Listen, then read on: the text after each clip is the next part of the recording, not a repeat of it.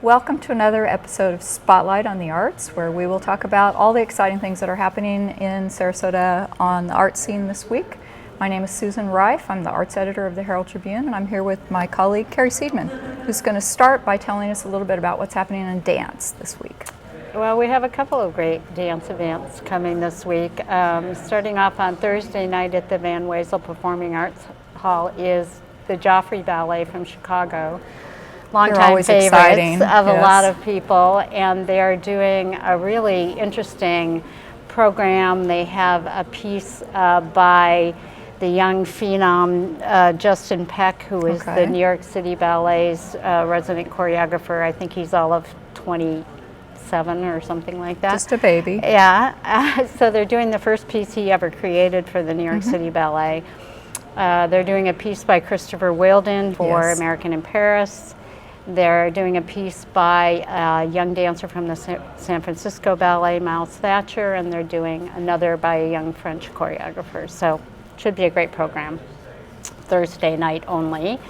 And Friday and Saturday nights we have the last performance of the New Stages Contemporary Performance Series at the Ringling.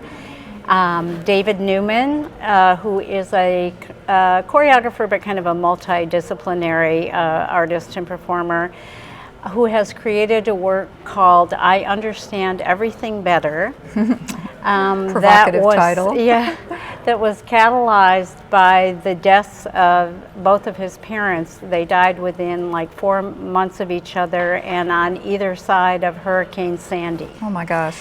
So it's kind of a crazy, different kind of program.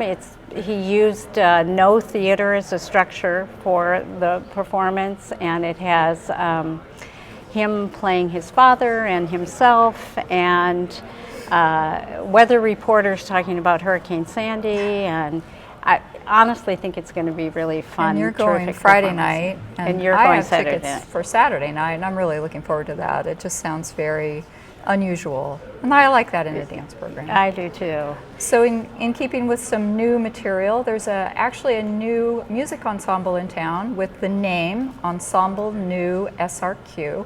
It's established by George Nixon, who's a percussionist with the Sarasota Orchestra, and Samantha Barrett. And they started just this week with these two concerts. They did one Tuesday night, and the second in this sort of mini festival of two concerts is Thursday night at First Congregational Church, and they're doing music by John Cage, whom lots of people know, Judd Greenstein, Stephen Snowden, and Lou Harrison, people I don't know. But this is kind of great because it's a collection of local musicians.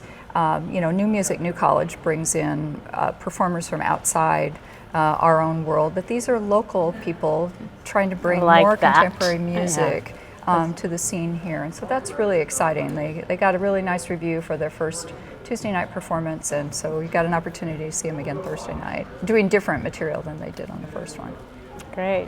And for the arts lovers out there, the Fine Arts Society, is that right?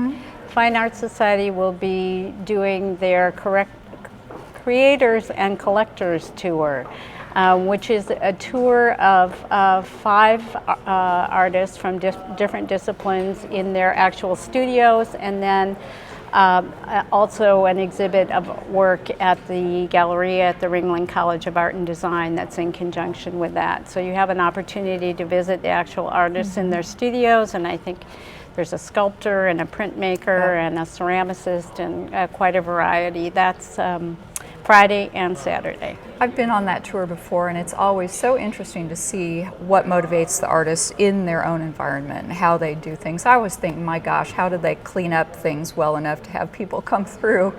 But those are yeah, I don't think I'd be having people tour through my workspace. My workspace. That would be kind of a mess. But it's really interesting. It's a self-guided thing. You stop at whichever place you start, whichever studio you start at. You get a booklet that tells you about the artist, and then you can go around in any order during the time that it's open. And it's really exciting to see what people do. And our last thing this week is you probably remember George Winston from his recording December back in 1992. Well, he's never Actually, played. I once choreographed a dance Did you to really? a George Oh, Winston that's great. piece. Yes. Yeah. Well, he's a pianist. He also plays solo harmonica and guitar, not all simultaneously.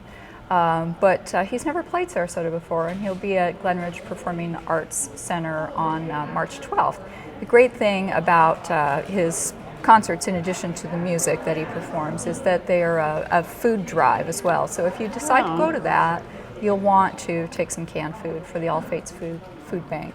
And that'll be a nice thing. It won't be a December concert, but in fact, summertime, because here we are in Florida, it's already summer. Does he do that everywhere with the food banks that he goes? That's a very cool thing to do. Yeah, he's been doing that for many, many years.